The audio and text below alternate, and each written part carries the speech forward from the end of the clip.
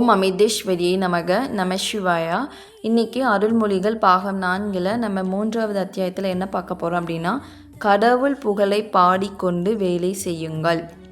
So இது எப்போ நடந்திருக்கு அப்படின்னா 1984 ஏப்ரலில் 25ஆம் தேதி புதன்கிழமை இந்த ஈவெண்ட் நடக்குது. ஆசிரமத்தில் ஒரு காலையில் 9 மணி இருக்குமா. எல்லாருமே பக்தர்கள் அம்மா கூட சேர்ந்து இந்த வேலைகள்லாம் செய்யும்போது அம்மா சொல்கிறாங்க என்னென்ன பண்ணணும். வேலை செய்யும்போது நீங்கள் கடவுளை எப்படி நினைக்கணும், கடவுளை புகழணுமா வேண்டாமா அப்படிங்கிற மாதிரி இந்த இதில் சொல்லியிருக்காங்க. ஸோ அது புகழ்கிறதுனால நம்மளுக்கு அகங்காரம் வருமா, அடுத்தவங்களை புகழ்கிறதுனால அப்படிங்கிற மாதிரி இந்த வேலைகளை செய்ய அம்மா சொல்லி கொடுக்குறாங்க தன்னுடைய குழந்தைங்களுக்கு. ஸோ வாங்க என்னென்னு பார்க்கலாம். காலை 9 மணி ஆசிரமவாசிகளும் வெளியிலிருந்து ஆசிரமத்தை காண வந்த சில பக்தர்களும் ஆசிரம வளாகத்தை தூய்மைப்படுத்துவதில் ஈடுபட்டிருந்தார்கள். அவர்களோடு அம்மாவும் அந்த வேலையை செய்து கொண்டிருந்தார். மற்ற எல்லோரையும் போலவே மண்ணையும் கல்லையும் எடுத்துக்கொண்டு போய் அப்பால் போட்டுக்கொண்டும் அழுக்கான இடங்களை பெருக்கி கொண்டும் குப்பைகளை வாரிக்கொண்டும் அடைந்து தேங்கி கிடந்த சாக்கடை நீரை நீக்கி வெளியேற்றி கொண்டும் இருந்தார். என்னென்ன வேலைகளை அம்மாவின் குழந்தைகள் செய்தார்களோ அத்தனை வேலைகளையும் அம்மா செய்தார். அவர் கூடவே இருந்தது அங்கு வேலை செய்த அனைவருக்கும் வேகத்தையும் உற்சாகத்தையும் ஊட்டிக்கொண்டிருந்தது. ஒரு சமயம் சிலர் வேலை செய்யாமல் நின்று பேச ஆரம்பித்தனர். அதை பார்த்த அம்மா அவர்களை எச்சரித்தார். பேசாதீர்கள், இது உடலால் மட்டும் செய்யும் வெற்று வேலை அல்ல, இது தெய்வீகமானது. இது கடவுளை உங்களுக்கு தந்திருக்கும் வேலை. இதனால் எந்த விதமான பொருள் லாபமும் உங்களுக்கு இல்லாவிட்டாலும் இறைவனின் அருள் எனும் வடிவில் இதற்கான பலன் உங்களுக்கு கிடைக்கும். கடவுள் தந்திருக்கும் இந்த வேலையை செய்யும்போது அவரை நினைத்தபடியே செய்ய வேண்டும். அந்த பெரியவர் கடவுள், ஒரு சரியான கஞ்சன். சோம்பேறிகளுக்கு அவர் எதையும் கொடுக்க மாட்டார். அவர் மிகவும் சுயநலம் கொண்டவர். தன்னை நினைக்காத யாரையும் அவர் நினைக்கவே மாட்டார். பார்த்தீங்களா, கடவுளை தான் அம்மா சொல்கிறாங்க. பெரியவர் சிவபெருமான் அம்மா சொல்லிகிட்டு இருக்காங்க, அவங்களுடைய கணவர் இல்லையா. ஸோ ஏன்னா இங்கே என்ன நடக்குது, ஆசிரமத்தில் வளாகத்தை க்ளீன் பண்ணணுன்ட்டு அம்மா நினைக்கிறாங்க போல். அப்போது எல்லார பக்தர்கள் வெளியிலேருந்து வருவாங்க இல்லையா, அவங்க ஆசிரமவாசிகள் அம்மா கூட சேர்ந்து நிறைய குப்பை மண்ணெல்லாம் அங்கங்கே சிந்தி கிடக்கு போல், அதெல்லாம் க்ளீன் பண்ணிகிட்ருக்காங்க. ஸோ இதெல்லாம் க்ளீன் பண்ணிகிட்டு இருக்கும்போது ரொம்ப வேலைகள் இருக்குது. ஒரு சமயம் பக்தர்கள் என்ன பண்ணிட்டாங்க, கொஞ்சம் வேலை செய்யாமல் நின்று பேச ஆரம்பிச்சிட்டாங்க போல். உடனே அம்மா கொஞ்சம் கோவம் கண்டிக்கிறாங்க. அம்மா, இது நீ உடலால் செய்யக்கூடிய வேலை அல்ல, இது ஒரு தெய்வீகமானது. கடவுள் தந்திருக்கக்கூடிய வேலையை நீ அலட்சியப்படுத்தக்கூடாது, நீ இறை சிந்தனையில் வேலை செய்யணும், சரியா அப்படின்னு சொல்லிட்டு அம்மா கொஞ்சம் கண்டிப்பான குரலில் பேசிகிட்டு இருக்காங்க போல். அப்போ கொஞ்சம் அறிவுரைகள்லாம் சொல்கிறாங்க. யார், கடவுளை பற்றி தான் சொல்கிறாங்க அம்மா. இங்கே பாரு, கடவுள் ஒரு சரியான கஞ்சன். சோம்பேறிகளுக்கு அவர் எதையுமே தரவே மாட்டார். நீ அதனால் அவர் சுயநலம் கொண்டவர் தான். தன்னை நினைக்காத யாரையுமே அவர் நினைக்கவே மாட்டாராம். பார்த்தீங்களா, கடவுளை எப்போவுமே நம்ம நினச்சிட்டு இருந்தோம் அப்படின்னா அப்போது கடவுள் நம்மளை நினச்சிட்டு இருக்காங்கன்னு தான் அர்த்தம். இங்கே இப்போது அம்மாவை நம்ம ஒரு நிமிஷம் கூட விடாமல் நினைக்கிறோம் அப்படின்னா அம்மாவோடைய நினைப்பில் நம்ம ஃபுல்லாகவே இருப்போம் இல்லையா. அப்போ எவ்வளோ பெரிய ஒரு இது இல்லையா. அம்மா இன்றைக்கி உயிரோடு நடமாடிட்டு இருக்கக்கூடிய ஒரு குரு. அப்போது இவங்களை நம்ம ஒரு நிமிஷம் அன்றைக்கி எவ்வளோக்குள்ளே ட்ரை பண்ண முடியுமோ அவ்வளோக்குள்ளே இறை சிந்தனையில் இருக்கிறோம் அப்படின்னா அம்மாவுடைய மனசு ஃபுல்லாக நம்ம நிறைஞ்சி இருப்போம் இல்லையா. ஸோ அப்படி எவ்வளோ ஒரு பெரிய பிளெஸ்ஸிங் இல்லை இதெல்லாம் ஒன்று. ஸோ இதான் சொல்கிறாங்க அம்மா கடவுளை நீ எப்போவுமே புகழ்ந்து பாடிக்கிட்டே இரு, இல்லை நீ அவரை நினச்சிக்கிட்டே வேலையே செய், அது கடவுளுக்கு ரொம்ப பிடிக்கும் அப்படிங்கிறாங்க. ஸோ இதனால் நீ வாயால் ஒரு பேச்சு பேசுகிற அப்படின்னா அது ஒரு அகங்காரத்தை தான் உருவாக்கும். இது நீ கடவுளை புகழ்ந்து வாயால் பேசிப்பார், இல்லை அடுத்தவங்க கிட்ட கடவுளுடைய பெருமைகளை பேசிப்பார், கடவுளுக்கு உன்னை ரொம்ப பிடிக்கும் அப்படின்னு அம்மா தன்னுடைய குழந்தைங்களுக்கு அறிவுரை சொல்லிகிட்டு இருக்காங்க வேலை செஞ்சிட்ருக்கும்போது. ஸோ இது நீ கடவுளை புகழாமல் வேறு யாரையாவது புகழ்ந்து பாடிட்ட, வேறு தன்னுடைய வேலை செய்யக்கூடிய இன்னொரு நபரை வந்து நீ புகழ்ந்து புகழ்கிற அப்படின்னா உனக்கு கண்டிப்பாக அகங்காரம் வரும். ஏன்னா நீ அவங்கள புகழும்போது உனக்கு என்ன இந்த எண்ணங்கள் வரும் அப்படின்னா, அவங்க உன்னை பற்றி நல்ல விதமாக நினைக்கணும் அப்படின்னு நீ நினச்சி தானே புகழ்கிற. இது அவங்க உன்னை புகழ்கிறாங்க அப்படின்னா கண்டிப்பாக உனக்கு அகங்காரம் வரும். அவங்களும் இதே இன்டென்ஷனில் தான் இருப்பாங்க. ஸோ இங்கே நீங்கள் மாற்றி மாற்றி புகழ்ந்துக்கிறதுனால இங்கே கண்டிப்பாக என்ன ஆகும் அப்படின்னா அகங்காரம் 2 விதத்துக்குமே வளரும். இது நீ கடவுளை புகழ்ந்து பாரு, அவருக்கு எதுக்குமே செவி சாய்க்க மாட்டார். அவர் வந்து ஒரு பரபிரம்மம் தான். அவர் வந்து நீ அவதூறாக பேசினாலும் அவர் செவி சாய்க்க மாட்டார். இது நீ அவர் வந்து போற்றி புகழ்ந்தாலும் அவர் செவி சாய்க்க மாட்டார். ஆனால் போற்றி புகழணும், பட் அது பரபிரம்மம் இல்லையா, அதனால் நம்ம அப்படி சொல்கிறாங்க பரபிரம்மம். இங்கே வந்து நீ மனிதர்கள் கிட்ட புகழ்ந்து பாடுறதுனால ஒன்றுமே பிரயோஜனம் இல்லை அப்படின்ட்டு தன்னுடைய பக்தர்களுக்கு அறிவுரை சொல்லிட்டு இருக்காங்க. ஸோ அடுத்து என்ன சொல்கிறாங்க அப்படின்னா, உங்களுக்குள் அகங்காரம் இருக்கும்போது நீங்கள் கடவுளிலிருந்து அப்பால் போய் விடுகிறீர்கள். கண்டிப்பாக அது தானே நமக்கு வந்து அகங்காரம் தலைக்கு ஓங்கி இருக்குது. வாயை திறந்தவே அகங்காரம், பேச்சே அகங்காரம். என்னத்தை பேசு, வீட்டுக்குள்ளே பேசினாலும் அகங்காரம். இது அம்மாவை முன்னிருச்சு, அம்மா எனக்கு பேச தெரியாது நீ பேசிடு அப்படின்னு சொல்லிட்டு அம்மா பேச சொன்னால் அம்மா அழகாக பேசிடுவாங்க. ஸோ நமக்கு அந்த அகங்காரம் வர்றது. அதனால தான் எப்போவுமே இறை சிந்தனையிலே வச்சு வேலை செய்யுங்க. இறைவனை கூட்டிகிட்டே வேலை செய்யுங்க. இறைவனை கூட்டிகிட்டே எங்கேயும் போங்கன்னு சொல்கிறாங்க. ஏன்னா நமக்கு அகங்காரம் வரக்கூடாது அப்படிங்கிறதுக்காக. இது நான் என்ன பண்ணுவேன் அப்படின்னா, இப்போ ஏதாவது ஃபோன் கால் வருது அப்படின்னா, அம்மா எனக்கு எதுவும் பேச தெரியாது. ஏன்னா இப்போ ஃபோன் காலை அட்டன் பண்ணுறதில்ல, பேசுறது இல்லை, அனாவசியமாக நம்மளே இப்போ யார்ட்டுமே பேசுறது இல்லையா. ஸோ முந்திலாம் தேவையில்லாமலாம் பேசிகிட்டு இருந்தோம். இப்போ அந்த பேச்சு குறைச்சிக்கிட்டோம். குறைக்கும் ஒன்றில் என்ன ஆகுது அப்படின்னா, நம்மளுடைய சிந்தனைகள் ஃபுல்லாகவே இறைவன் மீது போகுது. இப்போ ஏதோ அர்ஜென்ட்டாக ஒரு கால் வருது, இல்லை சம்திங் ஏதோ கால் அட்டன் பண்ணி ஆகணும் அப்படின்னா, அம்மா எனக்கு பேச தெரியாது நீனே பேசி அப்படின்னா அம்மா அழகாக பெர்ஃபெக்டாக பேசிடுவாங்க. ஏன்னா அங்கே நான் பேசலையே, அம்மா தானே பேசியிருக்காங்க. அப்போ அகங்காரமே வராதே. ஸோ நம்ம அடுத்து டைஸ் போட்டு பார்த்தோம் அப்படின்னா, அம்மா நான் இதை பேசினேனா அப்படின்னா, இல்லை நீ பேசலை, அம்மா பேசிட்டேன், உனக்கு அகங்காரம் இல்லை. அகங்காரம் எதை வந்துருச்சான்னு கேட்டால் இல்லைன்னு சொல்லிடுவாங்க. இல்லை நான் அம்மாவை கூப்பிடலை, ஏதோ ஒன்று வாயை திறந்து பேசிட்டேன், இல்லை வந்து வேலைகளை செஞ்சுட்டு அப்படின்னா கண்டிப்பாக அகங்காரம் வரும். ஏன்னா ஏதோ ஒரு வேலைகள் செஞ்சு அப்படின்னா அங்கே பற்று இருக்கும், அகங்காரம் தலைக்கோங்கி இருக்கும். வாயை திறந்தாவே அகங்காரம் தான். ஸோ இறைவனை கூட்டிகிட்டே நீ செய்யும்போது அங்கே வந்து அகங்காரம் வராது அப்படின்னு அம்மா சொல்கிறாங்க. நீ கடவுளை நினச்சிட்டு செய்யும்போது உனக்கு அது வரவே வராது. நீ மனிதர்களோடு இருக்கும்போது அவங்கள புகழும்போது இந்த பாராட்டு ஆசைகளுக்கெல்லாம் நீ ஏங்கி போய் இருக்கும்போது நீ கடவுளை விட்டு விலகுற அப்படிங்கிறாங்க. அதுதான் உங்களுக்கும் அவருக்கும் இடையே உள்ள தூரம் அதிகமாகி விடுகிறது. ஆனால் அவருடைய புகழை பாடும்போது அவரை நெருங்குகிறீர்கள். உங்களுடைய சொந்த ஆத்மாவை நெருங்குகிறீர்கள். கடவுளை புகழ்வதால் நீங்கள் தூய்மையையும் குழந்தை போன்ற கள்ளங்கபடமற்ற நிலையையும் அடைகிறீர்கள். ஏனென்றால் நீங்கள் கடவுளை போற்றி புகழ்ந்து மேன்மைப்படுத்தும் போது நீங்கள் வேறு ஒரு ஆளை புகழ்வதில்லை. உண்மையில் நீங்கள் உங்களுடைய சொந்த ஆத்மாவையே புகழ்ந்து மேன்மைப்படுத்துகிறீர்கள். கடவுள் உங்களுடைய புகழுரைகளை ஏற்றுக்கொள்வதோ ஏற்க மறுப்பதோ இல்லை. ஆமாம், கண்டிப்பாக வந்து நம்மளுடைய புகழை வந்து அவங்க ஏற்க மாட்டாங்க, ஏற்றுக்கொள்ள மறுக்கவும் மாட்டாங்க. ஏன்னா நம்மளுடைய சொந்த ஆத்மா தானே இங்கே இறைவன். ஸோ அது வந்து பியூராகும், தூய்மையாகும், ஒரு உற்சாகமாக இருக்கும். அந்த கடவுளை புகழ்ந்து பாடும்போது நமக்குள்ளே எங்கே அந்த சந்தோஷம் எங்கேருந்து வருதுன்னே தெரியாது. அப்படி ஒரு என் மனசு நிறைஞ்சாப்ப இருக்கும். நமக்கு அங்கே ஏதோ இன்றைக்கி ஏதோ சாப்பிட்ருக்கோமோ இல்லையோ அது கூட நம்மளுக்கு தெரியாது, பசியோ இல்லை எதுவுமே தூக்கமோ எல்லாத்தையும் மறந்து அந்த இறை சிந்தனையிலே இருக்கும்போது நம்மளுடைய மனசு அப்படியே ஃபுல்லாக அப்படி எனர்ஜெட்டிக்காக அப்படி நிறைஞ்சாக்க இருக்குது. இது நம்ம இந்த பொருள் உதவியை அதை உலக மாயில் சிக்கிக்கிட்டு அடுத்தவங்க கிட்ட பேசிக்கிட்டு பொருள் பேசிக்கிட்டு ஏனோ தோனோன்னு வாழ்ந்தோம் அப்படின்னா நமக்குள்ளே இருக்கிற ஒரு என்ன சொல்கிறது அகங்காரம் அங்கே 100% இருக்கும். இன்னொன்று நம்மளுக்கு வந்து மனசு நிறையாது, ஃபுல்ஃபில் ஆகாத மாதிரி ஒரு ஏக்கத்தோட கஷ்டத்தோட மனசு வலிச்சுக்கிட்டு அந்த டேவே அப்படி போகும். இது நம்ம இறை சிந்தனையிலே ஃபுல்லாக அந்த டே ஃபுல்லாகவே அப்படி தியானம் பண்ணிக்கிட்டு கடவுளை புகழோடைய பாடிக்கிட்டு அப்படியே அவங்க சிந்தனையிலே இருந்தோம் அப்படின்னா நம்மளுக்கு எங்கேருந்து தான் அந்த எனர்ஜி வருதுன்னு தெரியலையா. ஸோ அது வந்து நமக்குள்ளே இருக்கிற ஆத்மாவே நம்ம புகழ்ந்து பாடுறோம் இல்லையா, அப்போது அது இறைவன் கொடுக்குற அந்த தெய்வீகத்தன்மை தான் நம்ம உணர்கிறோம் அப்படின்னு நம்ம சொல்கிறாங்க. ஏனென்றால் மறுக்கவோ ஏற்றுக்கொள்ளவோ கடவுள் தனிநபர் இல்லை, பரம்பொருள். பெயரும் வடிவமில்லாத நிலையில் உள்ளது. வடிவங்களும் இந்த பாராட்டுகளும் உங்கள் சொந்த நன்மைக்காக ஏற்பட்டவை. எனவே நீங்கள் கடவுளின் புகழை பாடும்போது நீங்கள் உங்களுக்குள்ள உள்ள ஆத்மாவையே மேன்மைப்படுத்துகிறீர்கள். அது உங்களுடைய உண்மையான சொந்த இயல்பிலிருந்து வேறானது அல்ல.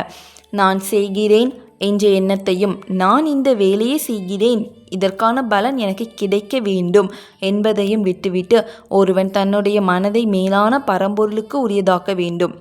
இப்போலாம் நம்ம மிந்தி நான் செஞ்சேன்ப்பா, அந்த வேலை நான் தான் செஞ்சேன், இன்றைக்கி நான் தான் சமைஞ்சேன், எல்லாருமே பாராட்டி ஆகணும் அப்படின்னு சொல்லிட்டு நம்ம கேட்போம். நான் செஞ்சேன், நல்லா இருக்கா, டேஸ்ட் நல்லா இருக்கா, அப்பா ரொம்ப சந்தோஷமாக இருக்கும், அப்போ நம்மளை புகழ்ந்து பாராட்டணும் அப்படிங்கிற ஒரு எக்ஸ்பெக்டேஷன் இருக்கும். நான் எக்ஸ்பெக்டேஷன்லாம் அதிகமாக இருக்கும் இல்லையா? ஸோ ஆனால் இப்போ அந்த மாதிரி எண்ணங்கள்லாம் இல்லவே இல்லை. நான் செய்யலைப்பா, நான் அப்படிங்கிற எண்ணத்தை வந்தாவே இங்கே பயம் வந்துடுது. நான் எதுவும் செய்யலை, நான் செய்யவில்லை, நான், எனது, எனக்கு, இதெல்லாம் அகங்காரம் தானே. இந்த வேர்ட்ஸ் கேட்டாவே கொஞ்சம் பயம் வந்தது. நான் இல்லை, என்னோட இறைவன். கிருஷ்ணா செஞ்சான், நான் செய்யவே இல்லை அப்படின்னா அப்பா சந்தோஷமாயிடுது. நான் செஞ்சவே அம்மா அங்கேருந்து கண்ணை உருட்டிட்டு பாப்பா, நீ செஞ்சியா, நீ செஞ்ச இதை அப்படின்ட்டு. ஸோம்மா நான் செய்யலைம்மா, கிருஷ்ணா தாம்மா செஞ்சேன் அப்படின்னா அம்மா அது அது அப்படிம்பாங்க. ஸோ இப்போ எல்லாருமே மாறிட்டோம் இல்லையா? அந்த அகங்காரம் நமக்குள்ளே இருக்கவே இல்லை. நான் செய்யலை, அதுவே அகங்காரம் தானே. முந்திலாம் நான் செஞ்சேன், யாராவது நம்மளை பாராட்ட மாட்டாங்களா, அந்த ஒரு ஆசையிலே சுற்றிட்டு இருந்திருப்போம். இப்போ அதெல்லாம் சுத்தமாக மாறிடுச்சு. நான் செய்யலை, எனக்குள்ளே இருக்கிற இறைவன் செய்கிறாங்க, எனக்குள்ளே இருக்கிற என்னுடைய பரமாத்மா, என்னுடைய அம்மா குரு செய்கிறாங்க அப்படிங்கிற மாதிரி நம்ம எல்லாமே வந்துட்டோம் இல்லையா? ஸோ இதுதான் அம்மா சொல்கிறாங்க, இப்படி தான் செய்யணுமா. அந்த எல்லாமே நம்மளோட இறைவனுக்கே சமர்ப்பணம் அப்படிங்கிற ஒரு மனநிலைக்கு வந்துட்டோம் இல்லையா? ஸோ வேலை செய்யும்போது பேசாதே. பேசுவது கடவுளை நினைக்கவோ அல்லது நம் வேலையை திறமையோடு செய்யவோ விடாது. வேலை செய்யும்போது பேசாத, கடவுளோட சிந்தனையிலேருந்து நீ வெளியே வர. இப்போல்லாம் யார்கிட்டையும் பேசவே பிடிக்க மாட்டேங்குது. வீட்டில் உள்ளவங்கக்கிட்ட என்ன வந்தியா போனியா அவ்வளோதான், சாப்பிட்டியா அவ்வளோதான், ஓகே உன்னோட வேலை முடிஞ்சா, என்னோடய கடமை முடிஞ்சா அவ்வளோதான், உன் வேலையை நீ பார், நான் என் வேலையை நான் பார்க்கேன். ஸோ இப்படி தான் இருக்குது. ஏன்னா பேசவே வரமாட்டேங்குது, வாயை திறக்க முடியலை. என்னமோ பண்ணி வச்சுட்டு. ஆனால் கண்டிப்பாக பேசக்கூடாது, பேச வேண்டிய இடத்துல பேசணும், மற்ற டைம் இறை சிந்தனையில் இருக்கணும்னு தான் அம்மா சொல்கிறாங்க. ஸோ அதே தான் இன்றைக்கி எல்லாமே நம்ம பண்ணிகிட்ருக்கோன்னு நினைக்கிறேன். பேச தேவை இல்லை, அந்த பேசக்கூடிய எண்ணங்களே வரமாட்டேக்கு. அப்படி பேசுனா அப்படின்னா நம்மளோட இறைவன்கிட்ட இருந்து சிந்தனைகள் தவறி வெளியே போகிறோம், அது நம்மளுடைய சக்தியையும் நேரத்தையும் விரயம் செய்யுது அப்படின்னு அம்மா சொல்கிறாங்க. வீண் பேச்சு பேசுறது விடுத்து பகவானிட்ட நீ என்ன வேணால் பேசு. ஸோ பகவானை புகழ்ந்து பாடுறியா, பேசுறியா, இறைவனை ஒரு ஃபோட்டோ எடுத்து வச்சுட்டு இறைவன்கிட்ட பேசி திட்டு, இறைவனை திட்டுன்னு நினைக்கிறிய, திட்டி தீர்த்திடு. இறைவன்கிட்ட கோவத்தை காமிக்கணுமா, நீ என்ன பண்ணி வச்சுட்ட பற்றியா, இன்னைக்கு நான் இப்படி கஷ்டப்பட்டுட்ருக்கேன் கிருஷ்ணா அப்படின்னு சொல்லிட்டு என்ன வேணாலும் இறைவனுடைய புகைப்படத்தை பார்த்து பேசலாம், திட்டலாம், அழுகலாம், சிரிக்கலாம். இதோ நீ மனிதர்கள் மீது அவங்கக்கிட்ட முன்னாடி உட்காந்து பேசுறதுக்கு ஒரு யூஸும் கிடையாது, ஒரு பிரோஜனமும் கிடையாது. அது எந்த விதத்தில் நம்ம ஆட் பண்ண முடியாது. என்ன சொல்கிறது, வேஸ்ட், அந்த நேரமும் வேஸ்ட்டு. நம்மளுடைய இதுக்கு முன்னாடி ஆன்மீக சாதனை பண்ணி வச்சுட்டு இருக்கோம் இல்லையா, அதெல்லாம் வேஸ்ட் ஆகிடும், விரயமாகும் அப்படின்னு நம்ம சொல்கிறாங்க. நீ யாரையாவது புகழ்ந்தாலோ அல்லது உன்னை யாராவது புகழ்ந்தாலோ இருவரின் அகங்காரமும் வளரும். ஆனால் கடவுளை புகழ்ந்து பாடுவீர்களானால் உங்கள் அகங்காரம் வற்றி இறுதியில் அகங்காரமே இல்லாமல் போய்விடும். கடவுள் எல்லாவற்றுக்கும் அப்பால் இருப்பதால் மனிதன் செய்யும் எதனாலும் அவருக்கு எதுவும் நிகழ்வதில்லை. அவர் எப்போதும் ஒரே நிலையில் இருப்பார். மனிதர்கள்கிட்ட நம்ம டிட்டாச்மெண்ட்டில் இருக்கணும், கடவுள்கிட்ட அட்டாச்மெண்ட்டில் இருக்கணும். எல்லா இதுலையுமே கடமைகளை செய்யணும்ப்பா, அதை விட்டுட்டு நம்ம மனிதர்கள்கிட்ட இருக்கிற நம்மளுடைய கடமைகளை செய்யாமல் நம்ம ஒதுங்கி இருக்கக்கூடாது. நம்மளுடைய கடமைகளில் பர்ஃபெக்டாக இருக்கணும். இல்லைன்னா அம்மா தொடப்பக்கட்டத்தை எடுத்துகிட்டு ஓடி வந்துடுவாங்க. இங்கே அதுதான் மெயின். ஸோ நம்மளுடைய கடமைகளை என்னென்ன கொடுத்துருக்கோ, நம்மளுடைய டெய்லி ஒர்க்கிங், நம்ம வீட்டில் இருக்கிறவங்களுக்காக சரி, நம்ம ஒர்க் போகிறோம் அங்கே இருக்கிற கடமைகளை சரி, அவ்வளோ கடமைகளை நம்ம பர்ஃபெக்டாக பண்ணிக்கிட்டே இறைவனை நினைக்கிறது இங்கே மிகப்பெரிய சாதனைன்னு சொல்கிறாங்க. ஸோ இதை தான் நம்ம இன்றைக்கி எல்லாருமே பண்ணிகிட்ருக்கோன்னு நினைக்கிறேன். அம்மா இந்த வார்த்தைகளை பேசிய போது எல்லோரும் தாங்கள் செய்து கொண்டிருந்த வேலைகளை விட்டுவிட்டு கனவில் நடப்பது போல ஒரு வகையான கவர்ச்சியால் இழுக்கப்பட்டவர்களால் அம்மாவிடம் சென்றார்கள். அம்மா இப்படி பேசுகிறதுனால அங்கே வேலை செஞ்சுக்கிட்டு இருந்த பக்தர்கள் எல்லாருமே அம்மா கிட்டே போய் நிற்கிறாங்க பக்கத்தில். அம்மா இப்படி அழகாக பேசிகிட்டு இருக்காங்க, நம்மளுக்கு தேவையானதெல்லாம் ரொம்ப முத்து முத்தாக சொல்லிட்டு இருக்காங்களேன்னு சொல்லிட்டு அம்மா கிட்ட போய் நிற்கிறாங்க. அம்மா வேலை செஞ்சிட்டே தான் பேசிகிட்டு இருக்காங்க. அம்மா பெருக்கிட்டே பேசிகிட்டு இருக்கும்போது திடீர்னு பார்த்தா சுற்றி அவ்வளோ பேர் நிற்கிறாங்களாம். என்னடா இவ்வளோ பேர் சுற்றி இங்கே என்ன பண்ணிகிட்டு இருக்கீங்க, சோம்பேறிகளை போய் உங்கள் வேலையை செஞ்சிட்ருங்க, வேலை செய்யுங்க போங்க அப்படின்னு சொன்னேன்னு, அம்மா நீங்கள் சொல்கிற அருளுரைகளை கேட்டு உங்கள் பக்கத்தில் வந்து நின்றுட்டோம்மா, அப்போதே வந்து நின்றுட்டோம்மா அப்படின்னு சொல்கிறாங்க. சரி சரி போய் வேலையை போய் பாருங்கள் அப்படின்னு சொல்லிட்டு அம்மா என்ன பண்ணுறாங்க, ஒரு பாட்டு பாடுறாங்க. வேலை செஞ்சுக்கிட்டே பாட்டு பாடுறாங்க. தன்னுடைய பக்தர்களும் அந்த நம்மளுடைய மனசில் உள்ள கவலைகள்லாம் மறந்து அம்மா கூட சேர்ந்து அந்த பாட்டு பாடுறாங்க. பக்தர்கள் அனைவரும் வெளி உலகை மறந்தவர்களாய், தங்களையே மறந்தவர்களாய் கடவுளின் புகழை பாடியபடியே வேலை செய்தார்கள். அம்மா பஜனை பாடல்களை பாட பக்தர்கள் பின்தொடர்ந்து பாடிய போது அவர்கள் மனம் முழுவதும் அம்மா மீதே குவிந்திருந்தது. தெளிவாக தெரிந்தது, இதுதான் கர்மயோகத்திற்கான உண்மையான உதாரணம்.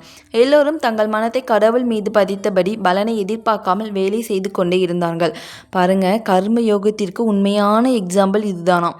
ஏன்னா அம்மா வேலை செஞ்சுட்டே பாடுறாங்க. தன்னுடைய சிந்தனைகள் அனைத்தும் அம்மாவின் மீதே வைத்தபடி அம்மா பாடுறாங்க. அவங்க கூட சேர்ந்து பக்தர்களும் பாடிட்டே வேலை செய்கிறாங்க. ஸோ எவ்வளோ பெரிய ஒரு எக்ஸாம்பிள், இதை விட பெஸ்ட் எக்ஸாம்பிள் எதுவுமே கிடையாது அப்படிங்கிறாங்க. ஏன்னா கர்ம யோகத்திற்கான எக்ஸாம்பிள் இதுதான், உதாரணம். இப்போ நம்ம வேலை செய்கிறோம், இதே தான். நம்ம இன்றைக்கி எல்லாருமே வீட்டு வேலைகளை செஞ்சுக்கிட்டு இல்லை வெளி உலக வேலைகளை செஞ்சுக்கிட்டே இறைவனை நினைக்கிறோம் இல்லையா, இதுதான் கர்மயோகத்திற்கான உண்மையான பலன் அப்படிங்கிறாங்க. அம்மா பஜனை முடிந்ததும் ஹரிபோல் கடவுளின் பெயரை சொல்லுங்கள் என்று உரக்க சொன்னார். எல்லோரும் அப்படியே கூறினார்கள். அடுத்த வினாடி அம்மா, குழந்தைகளை எல்லோரும் தொடர்ந்து வேலை செய்து கொண்டிருங்கள், இதோ சீக்கிரம் வந்து விடுகிறேன் என்று சொல்லிவிட்டு துடைப்பத்தை அங்கேயே போட்டுவிட்டு போனார். அம்மா அங்கிருந்து போனதும் இவ்வளவு நேரம் ஆனந்தமாகவும் மிகுந்த உற்சாகத்தோடும் வேலைகளை செய்து கொண்டிருந்த பக்தர்கள் தங்கள் வலிமையும் வேகமும் முழுமையாக போய்விட்டது போல் சோர்வோடு அப்படியே நின்றுவிட்டார்கள். அம்மா அவர்கள் வேலை செய்வதை நிறுத்திவிடுவார்கள் என்பதை அறிந்தவர் போல் சில வினாடிகள், சில அடிகள் செஞ்ச பின் அவர்களை திரும்பி பார்த்து கவலைப்படாதீர்கள் அம்மா, சில நிமிடங்களுக்கு வந்து விடுகிறேன். நாம் இந்த வேலை முழுவதையும் மதிய உணவுக்குள் முடித்துவிட வேண்டும். சரி சரி, நிறுத்த வேண்டாம், தொடர்ந்து செய்யுங்கள் என்றார். அம்மாவின் இந்த உறுதிமொழியை கேட்டதும் பக்தர்கள் அனைவரும் மகிழ்ச்சியுடன் முன்னை போலவே உற்சாகத்தோடும் வேகத்தோடும் வேலையில் ஈடுபட்டார்கள். அம்மா உறுதியளித்தபடியே அரை மணி நேரத்திற்குள் ஒரு கையில் பெரிய வாளி நிறைய சூடான காப்பி, மற்றொரு கையில் வாழைப்பழ வறுவல் பொட்டலங்களை எடுத்துக்கொண்டு அங்கு வந்தார். வேலை செய்து கொண்டிருந்த பக்தர்களின் அருகே அவைகளை வைத்துவிட்டு ஒருவரை அழைத்து காப்பி ஊற்றி தர டம்ளர்களை எடுத்து வர சொன்னார். பிறகு அங்கு வேலை செய்து கொண்டிருந்த எல்லோரையும் அழைத்து எல்லோருக்கும் வறுவலும் காப்பியும் கொடுக்க துவங்கினார். அம்மா பல பக்தர்கள் பெயரை சொல்லி, மகனே மகளே, உனக்கு வறுவல் கிடைத்ததா, எல்லோரும் சாப்பிட்டீர்களா என்று அன்பு கனியை கேட்டார். ஒரு பக்தர் அம்மாவிடம், அம்மா நீங்கள் ஏதாவது சாப்பிட்டீர்களா என்றார். அதற்கு அம்மா மகிழ்ச்சியோடு குழந்தைகள் சாப்பிடுவதை கண்டதும் அம்மாவின் வயிறு நிரம்பி விட்டது என்றார். அவர் முகத்தில் தன் குழந்தைகள் எல்லோரும் களைப்பு தீர உண்ட காட்சியால் பெரும் ஆனந்தம் பெருகி இருந்தது. உடனே பஜனெல்லாம் முடிஞ்சோன்னா அம்மா வந்து கடவுளுடைய பெயரை சொல்கிறாங்க, ஹரிபோல் அப்படின்ட்டு. உடனே பக்தர்களை ஹரிபோல் அப்படின்னு சொல்கிறாங்க. சொல்லிவிட்டு அம்மா கையில் இந்த தொடப்பத்தை கீழே போட்டுட்டு, குழந்தைகளை இங்கே பாருங்கள், வேலை செஞ்சுட்டு இருங்க, அம்மா இதோ வந்துடுறேன் அப்படின்னு சொல்லிவிட்டு அம்மா சில அடிகள் தான் எடுத்து வைக்கிறாங்களாம். அங்கே பக்தர்கள் என்ன பண்ணுறாங்க, இவ்வளோ நேரம் களைப்படைந்து செஞ்சுட்டு இருந்தாங்களே, வேலை ரொம்ப செஞ்சுட்டு இருந்தேன்னா அவங்களுக்கு ரொம்ப டயர்டாகி ஒரு மாதிரி சோர்வு அப்படி எல்லாம் அப்படி வேலையெல்லாம் செய்யாமல் ஸ்டாப் ஆகி அப்படி நிற்கிறாங்களாம். உடனே அம்மாவுக்கு தெரிஞ்சு தான் திரும்பி வந்து பார்த்துருக்காங்க. தெரியும் நீங்கள் இப்படி தான் பண்ணுவீங்கன்னு தெரியும், அதான் அம்மா வந்தேன், சீக்கிரமாக வேலை செய்யுங்க, மதியம் சாப்பிட்றதுக்கு முன்னாடி நீங்கள் இந்த வேலையெல்லாம் செஞ்சுட்டு தான் சாப்பிட்ணும் அப்படின்னு சொல்லியிருக்காங்க. உடனே திருப்பி அம்மா வந்து சில வினாடியில் வந்துடுவேன் சீக்கிரம் அப்படின்ட்டு போகிறாங்க. போய் என்ன பண்ணுறாங்க, அங்கே வந்து ஒரு பெரிய வாளி நிறைய சூடான காப்பி போட்டு எடுத்துகிட்டு வராங்க. கையில் வாழைப்பழ வறுவலோடு எடுத்துகிட்டு வராங்க. எடுத்துகிட்டு வந்து ஒரு பக்தரை டம்ளர் எடுத்துகிட்டு வர சொல்லி எல்லாத்துக்குமே ஒரு கிளாஸ் காப்பி, வாழைப்பழ வறுவல் கொடுக்குறாங்க. எல்லாருமே வாழைப்பழ வறுவல் காப்பி குடிச்சிங்களா அப்படின்னு சொல்லிட்டு ஒவ்வொரு பக்தரையும் பார்த்து பார்த்து கேட்குறாங்க. நீ காப்பி குடிச்சியா, உனக்கு வறுவல் வந்துதா அப்படின்னு சொல்லிட்டு எல்லா பக்தர்களையும் பார்த்து கேட்குறாங்க. ஸோ கேட்டுட்டு அம்மா நான் கொஞ்சம் நவல்றாங்க. இன்னொரு பக்தர் கேட்குறாரு, அம்மா நீங்கள் காப்பி குடிச்சிங்களாம்மா, நீங்கள் ஏதாவது சாப்பிட்டீங்களாம்மா அப்படின்னு கேட்குறாரு. மகனே, நீங்கள் எல்லாம் சாப்பிட்டது அம்மாவுக்கு சாப்பிட்ட மாதிரி திருப்தியாக இருக்குது, அதனால் நீங்கள் சாப்பிடுங்க அப்படின்னு சொல்லிட்டு அம்மா வந்து தொடர்ந்து அடுத்த வேலையை தான் பார்க்க போகிறாங்க. அடுத்து என்ன வேலை இருக்குது அப்படின்னா, ஒரு இடத்துல ஒரு பெரிய மண் குவியல் இருக்காமா. அந்த மண் குவியலை எடுத்துகிட்டு வந்து இன்னொரு பள்ளத்தில் கொண்டு போடணுமா.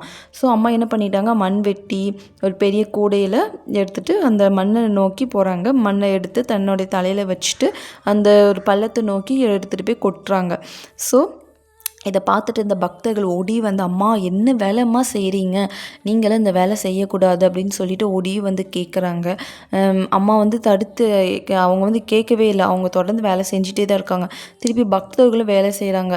அம்மா சொல்ல சொல்ல கேட்காம பக்தர்கள் வந்து நீங்கள் செய்யுங்க, அம்மாவும் செய்கிறேன் அப்படின்னு சொல்லியிருக்காங்க போல். ஸோ 2 பேருமே எல்லாருமே சேர்ந்து செய்கிறாங்க. பக்தர்களும் செய்கிறாங்க, அம்மாவும் செய்கிறாங்க. செய்ய முடிஞ்சிட்டு சீக்கிரம் இந்த வேலை முடிஞ்சிடுது. அப்போ மணியை பார்த்தா மணி 3 ஆகுது. ஸோ அம்மா வந்து ரூமுக்கு போகிறாங்க. பக்தர்கள் எல்லாருமே குளிச்சுட்டு கொஞ்சம் ஃப்ரெஷ் ஆகிட்டு எங்கே போகிறாங்க அப்படின்னா தியான மண்டபத்துக்கு வராங்க. ஸோ அதை என்ன பார்க்கலாம். பக்தர்களும் பிரம்மச்சாரிகளும் வேலை முடிந்து பெரும் மகிழ்ச்சியுடன் உடம்பை துடைத்து கொண்டு குளிக்கவும் தங்களுடைய மற்ற வேலைகளை கவனிக்கவும் சென்றார்கள். பிற்பகல் 3 மணி. அம்மா அறையிலிருந்து வந்து தியான மண்டபத்தின் வரந்தாவில் முன்னால் அமர்ந்தார். பக்தர்களும் பிரம்மச்சாரிகளும் வந்து அம்மாவை சுற்றி அமர்ந்தனர். அங்கு இடம் போதாததால் அம்மா தரிசன அறைக்கு சென்று உட்கார்ந்தார். சில பிரம்மச்சாரிகள் தன் அருகே மிகவும் நெருங்கி உட்கார்ந்திருப்பதை கவனித்த அம்மா அவர்களிடம், இல்லற பக்தர்கள் இங்கே உட்காரட்டும், நீங்கள் எல்லாம் எழுந்து பின்னால் போய் உட்காருங்கள். நீங்கள் அம்மாவோடு இந்த ஆசிரமத்திலே வசிக்கிறீர்கள். உங்களுக்கு அம்மாவை எப்போதும் காண்கிற வாய்ப்பு இருக்கிறது. ஆனால் இவர்களுக்கு இந்த வாய்ப்பு எப்போதாவது ஒரு முறைதான் கிடைக்கிறது. அதையும் நீங்கள் தான் தடை செய்யாதீர்கள் என்றார். அதாவது பிற்பகல் வந்து ஒரு 3 மணி ஆயிட்டாம். ஸோ எல்லாருமே என்ன பண்ணுறாங்க, மெடிடேஷன் அறைக்கு, தியான அறைக்கு போகிறாங்க. அங்கே போய் அந்த வரந்தாவில் உட்காந்துருக்காங்க. இல்லற பக்தர்கள் நிறைய வந்துட்டாங்க போல். ஸோ அதனால் இடம் பத்தலைன்னு அம்மா என்ன பண்ணுறாங்க அப்படின்னா தரிசன அறைக்கு கூட்டிகிட்டு போகிறாங்க எல்லாத்தையுமே. ஸோ அப்போது இல்லற பக்தர்கள் எல்லாருமே தரிசனம் வாங்குறதுக்கு அம்மா கிட்ட வராங்க. அம்மாவை சுற்றி எல்லாருமே பிரம்மச்சாரிகள் தான் இருக்காங்க. அப்போ அம்மா சொல்கிறாங்க, அங்கே பாருங்கள் குழந்தைங்களே, நீங்கள் டெய்லியுமே ஆசிரமத்தில் தான் இருக்கீங்க, டெய்லி அம்மாவை பார்க்குறீங்க இல்லையா, இந்த இல்லற பக்தர்களுக்கு கொஞ்சம் ஒரு வாய்ப்பு கொடுங்க, அம்மா பக்கத்தில் அவங்க உட்காரட்டும் அப்படின்னு சொல்கிறாங்க. உடனே பக்தர்கள் பிரம்மச்சாரிகள் எல்லாமே பின்னாடி வராங்க. இல்லற பக்தர்கள் அம்மா கிட்ட போய் பக்கத்தில் உட்காந்துக்கிறாங்க. இப்போ எப்படி அம்மா வந்து ஆசிரமத்தில் மெடிடேஷன் பண்ணும்போது கீழே தன்னுடைய பக்தர்கள் எல்லாமே சூழ்ந்து உட்காந்துக்கிறாங்க இல்லையா, ஸோ அதே மாதிரி அம்மா கிட்ட இல்லற பக்தர்கள் அம்மா சுற்றி உட்காந்துக்கிட்டாங்களா நெருக்கமாக. ஸோ அப்படி உட்காந்தோன்னா ஒவ்வொரு பக்தருக்கும் அம்மா வந்து தரிசனம் கொடுக்குறாங்க. தரிசனம் கொடுத்துட்டே இருக்கும்போது ஒரு பக்தரை பார்த்துட்டு அம்மா சொல்கிறாங்க, நீ பஜனை பாடு அப்படின்னுங்கிறாங்க. உடனே அந்த பிரம்மச்சாரி என்ன பண்ணுறாரு, ஹார்மோனியம் அப்புறம் இந்த தபேலா அந்த மாதிரி கருவிகளெல்லாம் எடுத்துகிட்டு பஜனை பாட ஆரம்பிக்கிறாரு. ஸோ பஜனை பாட முடிஞ்சிலே அம்மா வந்து அப்படி இந்த கையெல்லாம் இப்போ பாட்டு பாடும் போதில் அப்படி மேலே மேலே தூக்குவாங்கள்ல, ஸோ அதே மாதிரி அம்மா வந்து ஆழ்ந்த சமாதிக்கே போயிட்டாங்களாம். ஸோ அதை கண்ட பிரம்மச்சாரிகள் எல்லாருமே என்ன பண்ணிட்டாங்க, அம்மாவுடைய தரிசனத்துக்கு அருகில் வந்த பக்தர்கள் எல்லாம் ஒருத்தர் நின்றுட்டு இருந்தார் போல், அவரை கொஞ்சம் நவுட்டி விட்டுட்டு, அம்மா வந்து இந்த உலகத்தில் இல்லை, ஸோ அம்மாவுடைய உடம்பு இங்கே இருக்குது, அம்மா வேறு ஏதோ உலகத்துக்கு போன மாதிரி மெய்மறந்து இங்கே இருக்காங்க. அதனால் அவங்க கை வந்து தெய்வீக முத்திரையில் இருக்கான். வலது கை வந்து தெய்வீக முத்திரையில் வச்சுட்டு இடது கை தன்னுடைய மார்பில் வச்சுட்டு அப்படி அசையாமல் சிலை போல் உட்காந்துருக்காங்க. தன்னுடைய பக்தர்கள் எல்லாமே அம்மாவே பார்த்துட்டே இருக்காங்க. அந்த தெய்வீக ஒளியில் அம்மாவின் வடிவத்தை பார்த்து குழந்தைகள் எல்லாமே தியானம் பண்ணிகிட்ருக்காங்க. ஸோ அப்போ வந்து ஒரு பிரம்மச்சாரி என்ன பண்ணுறாரு அப்படின்னா, பை தேவி அப்படிங்கிற ஒரு மகாத்மியத்திலிருந்து அன்னை பராசக்தி புகழ்ந்து பாடும் சில ஸ்லோகங்களை வந்து அவர் வந்து ஓதுறாரு. அது என்ன ஸ்லோகம் அப்படின்னா, எந்த தேவியானவள் தனது சக்தியால் இவ்வுலகமெல்லாம் வியாபித்து இருக்கிறாளோ, எல்லா தெய்வ கணங்களின் சக்தியும் எவளுடைய வடிவில் ஒன்றாக கூடுகின்றனவோ, எல்லா தேவர்களாலும் மகரிஷிகளாலும் பூஜிக்கப்பட்டவள் எவளோ, அந்த அம்பிகையை நாங்கள் பக்தியுடன் வணங்குகிறோம். அவள் எங்களுக்கு நலன்களை அருள்வாளாக. புண்ணியவான்களின் வீடுகளில் ஸ்ரீ தேவியாகவும் பாவிகளின் வீடுகளில் அலட்சுமியாகவும் நல்ல மதி உள்ளவர்களின் உள்ளங்களில் புத்தியாகவும் நல்லவர்களிடம் சிரத்தையாகவும் நற்குலத்தில் பிறந்தவர்களிடம் வஜ்ஜையாகவும் விளங்கும் உன்னை வணங்குகிறோம். தேவியே, உலகத்தையும் காத்தருள வேண்டும் அப்படின்னு சொல்லிட்டு ஒரு பிரம்மச்சாரி இந்த ஸ்லோகத்தை ஓதுறாரு. ஓதுனோன்னு அம்மா ஆன்மீக சக்தி வெள்ளத்தில் இழுத்து செல்லப்பட்ட பக்தர்கள் பக்தி பெருக்கில் மூழ்கியபடி மிகுந்த ஆர்வத்தோடு தங்கள் கண்களை ஒளித்தவளும் அம்மாவின் முகத்தின் மீது பதித்திருந்தனர். 15 நிமிடங்கள் கழிந்தன. அம்மா மெல்ல உலக நினைவிற்கு திரும்பினார். கண்கள் திறந்தன. சிவசிவா என்று உச்சரித்தார். வலது கை வட்டமாக சுழன்றது. அது பக்தர்களுக்கு மிகுந்த பரிச்சயமான ஒரு செயல்தான் என்றாலும் அதன் அர்த்தம் யாருக்கும் தெரியவில்லை. ஸோ பார்த்திங்கன்னா அம்மா அப்படியே சமாதியில் இருந்தாங்க இல்லையா. ஸோ பக்தர்கள் எல்லாமே அம்மாவை பார்த்துட்டே இருக்காங்க.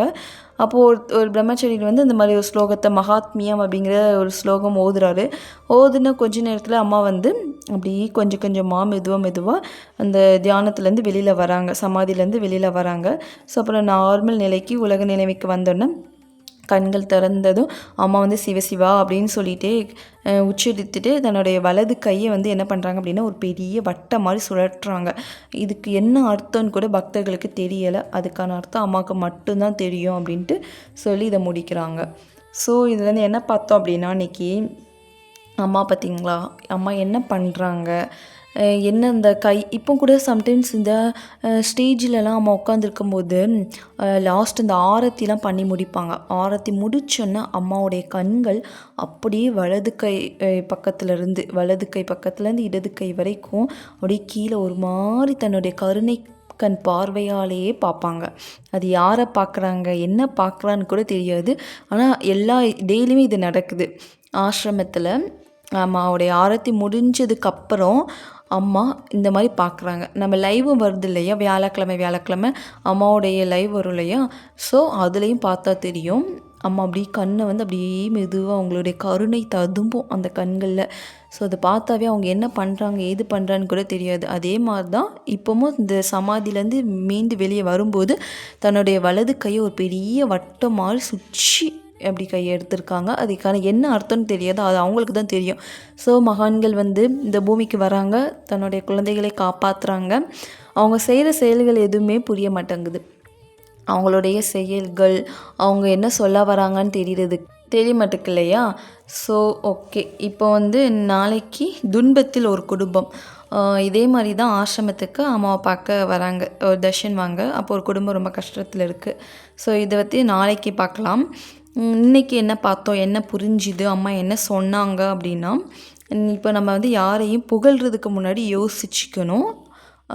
அதே மாதிரி நம்மளை ஒருத்தவங்க புகழ்கிறாங்கன்னா நம்ம ஃப்ளாட் ஆகக்கூடாது. அந்த இதில் எமோஷ்னலுக்கு ஆளாகக்கூடாது, மதிமயங்கக்கூடாதுன்னு சொல்லுவாங்க இல்லையா. ஸோ நம்மளை புகழ்ந்துட்டாங்க, ரொம்ப ஓவராக துள்ளி குதிக்கக்கூடாது. அனைத்தும் என் இறைவனுக்கே சமர்ப்பணம் சொல்லணும். எது பண்ணினாலும் இறைவன் கூடவே செய்யணும். எந்த வேலை செஞ்சாலுமே இறைவனை கூட்டிகிட்டே போகிறது, இறைவன் கூடவே வச்சு வேலை செய்கிறது, எது பண்ணாலும் இறைவனுக்கே அர்ப்பணம் பண்ணுறது, இதுதான் கர்மயோகம்னு சொல்கிறாங்க.